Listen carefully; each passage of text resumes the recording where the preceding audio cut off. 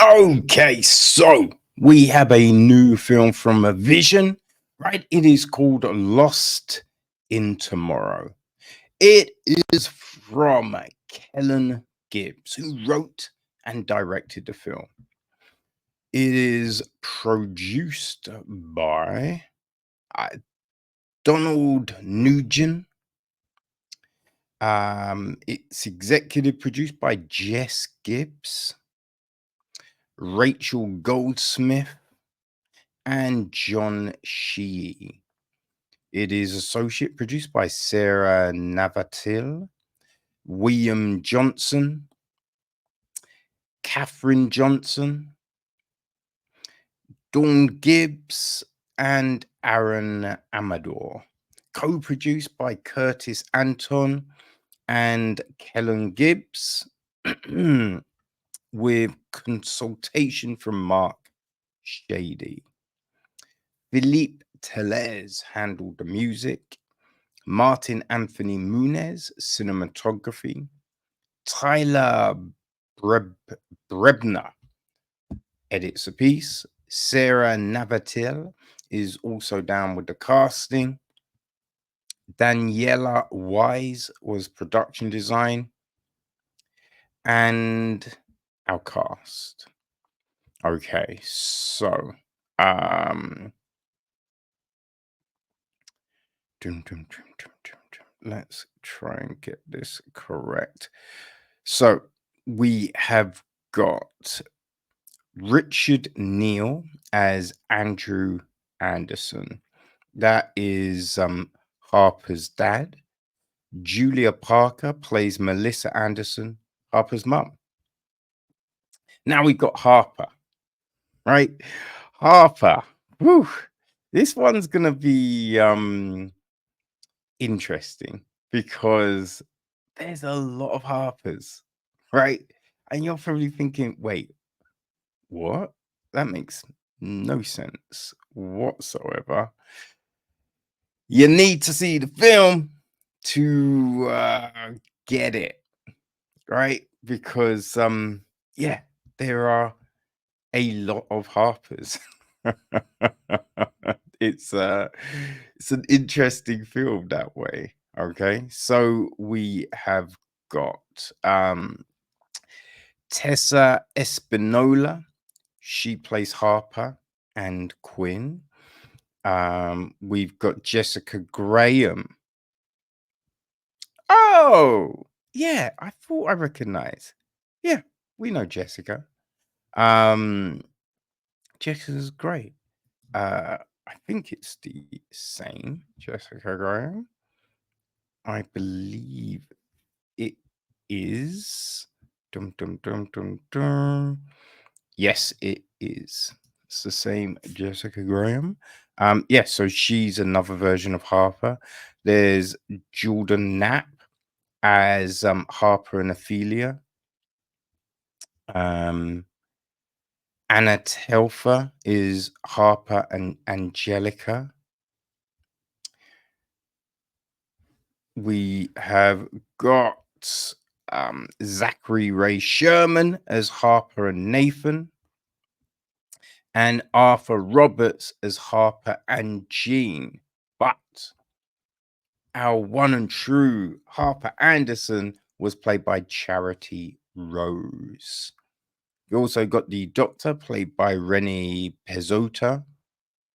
Mildred, played by Jane Edwina Seymour. I don't know if that's Jane Seymour. We have got Melissa. No. Joanne, played by Joe Galloway. Lewis, played by Carlos Antonio. Samuel, played by Tim Gabriel. Elizabeth, played by Kira Beltran. Got an elderly man in a wheelchair, played by Paul Ford. The Pastor Ron is played by Tim Hildebrand. Ben, played by Brandon Nab. Christopher, played by Travis Grant. Oh, yeah, I missed some Harpers. Damn. So, Ronald Shooter is Harper and Hugh. Caprice Colvin is Harper and Billy. Stuart W. Fort Howard is Harper and Nielsen. Raquel Rosa is Harper and a doorwoman. Harper and Anthony is played by Jonas Gibbs. And Harper and Destiny is played by Brittany Benita. Okay, so Destiny's partner is played by Anil Xavier Fundili.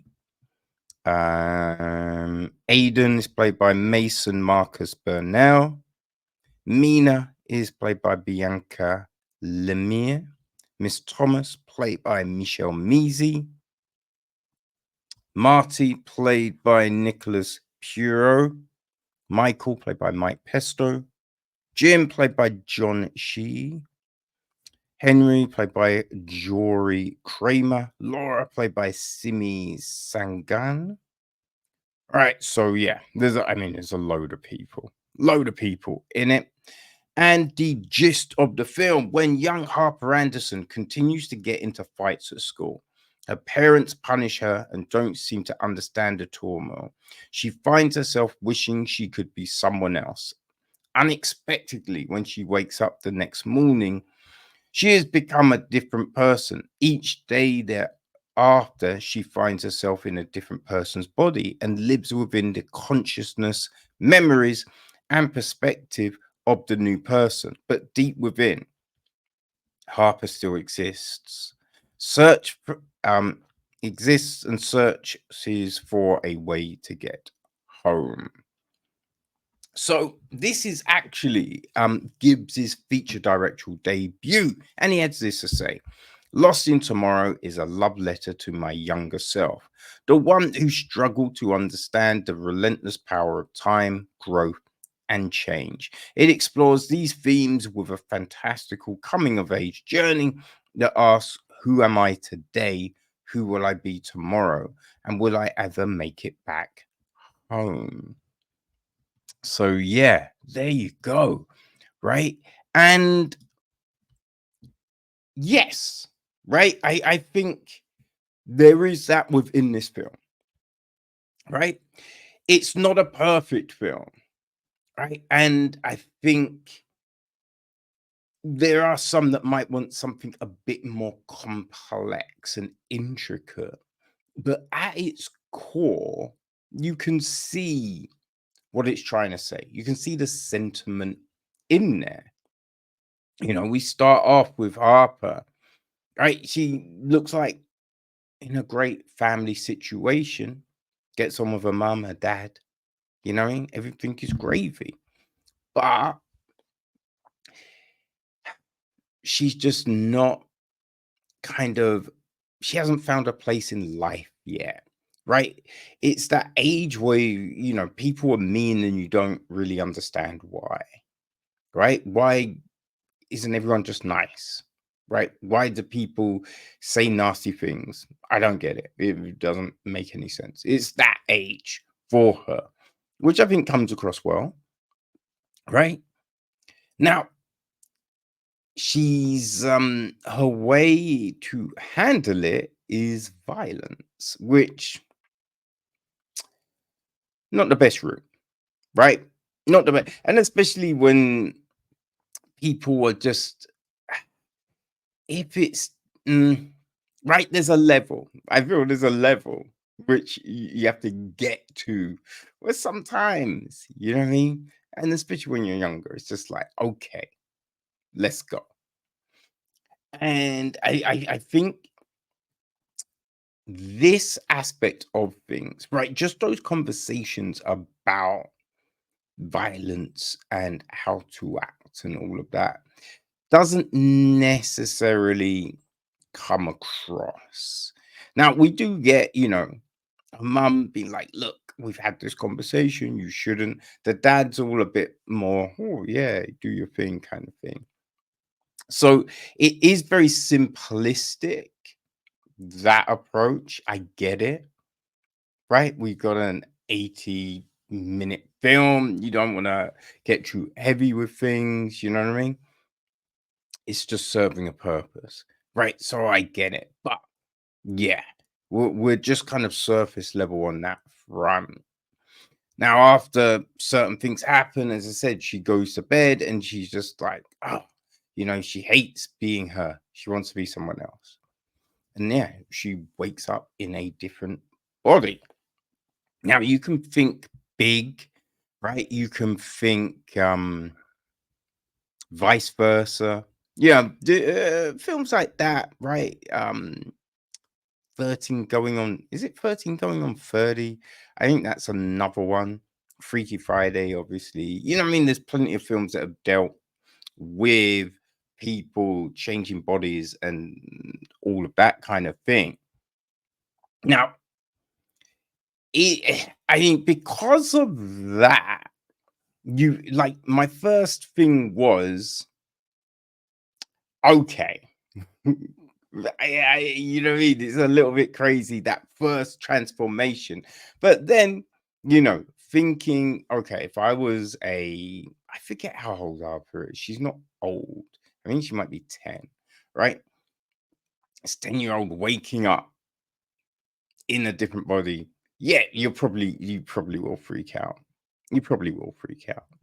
You know, um, it does seem to take a long time to what I mean, just kind of fathom. And this is the thing that is a little bit, I don't think it's necessarily that clear at the beginning, right? Where we're told that in the synopsis, right, it says each day um after she finds herself in a different person's body and lives within the consciousness, memories, and perspective of the new person. Now, if that's the case, I do believe we would have her acting slightly differently. It's not really until, oh gosh, I mean, the end of the one where she wakes up and she's got the son, right? She's a dude and she's got a little son. Um, at the end of that situation, it seems that there's more of a case of her incorporating, right? Then when we see her as oh, what's the old dude's name? Gene, right? It's the Gene situation and then the Quinn situation are the ones where you feel there is more of a balance in the person. So Harper is still there, but also, right, the memories of the other person.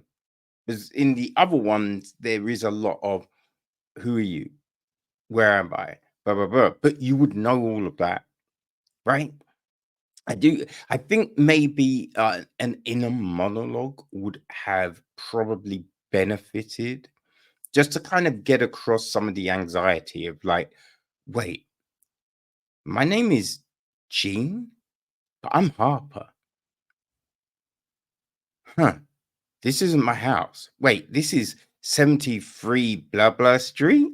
Right. So you would know all of this stuff, but it's still, you're just like, wait, this, I don't live here. What the fuck is going? You know what I mean? That I think would have really benefited this. But right, as mentioned, this is the first film from Gibbs. I don't know how many films he has written. This might be the first one he's written as well. So you can see some of the imbalance, but you can also see the heart, right, and the potential there. Right. So I think this film, Lost in Tomorrow, will play very well for a younger audience. Right. If you've got little kids, you could show them this film. It's it's a talking point, right? Of like actually loving who you are. You know what I mean? People say things, don't take them to heart, right? Because they don't matter. Like your family, your friends, they're the important thing. You know what I mean? And people say dumb things, especially when they're young.